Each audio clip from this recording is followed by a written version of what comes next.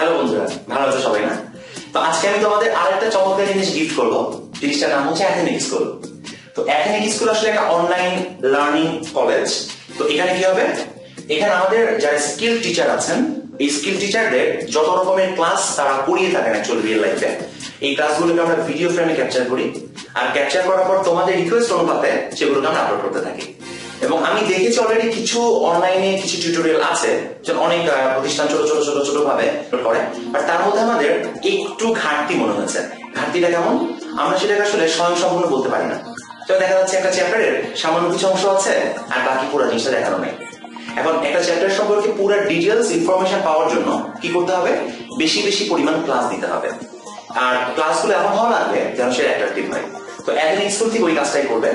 তো এছাড়া আমাদের অনলাইনে প্রচুর রিকোয়েস্ট আসছে যে আপনারা আমাদের ক্লাস ভিডিওগুলো আপলোড করেন অনলাইনে, তারা অনলাইনে আসেন। প্রিপারেশন আসছিলাম, আমরা কিছু ভিডিও করে রাখছি অনেকদিন ধরে।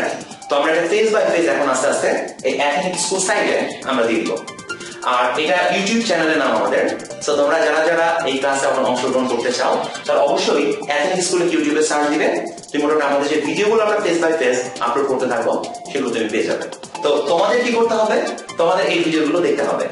এগুলো আসলে জ্ঞানের ভান্ডার। আর দেখার পর যদি ভিডিওগুলো ভালো লাগে তার ফ্রেন্ডে শেয়ার করবা, ফ্রেন্ডদেরকে বলবা এগুলো শেয়ার করে। আর তোমাদের যে কোনো কমেন্ট, যে কোনো ধরনের আপগ্রেডেশন যদি মনে হয় যে অ্যাথেনিক স্কুলে করা প্রয়োজন, সাথে সাথে আমাদের ইনবক্সে পাঠিয়ে দিবে অ্যাথেনার পেজ থেকে। আর আমরা অবশ্যই সেগুলা কালেকশন করে দিব। আর আমরা সবসময় চাই এই অ্যাথেনিক স্কুল যেন তোমাদের জন্য ইউজার ফ্রেন্ডলি হয়।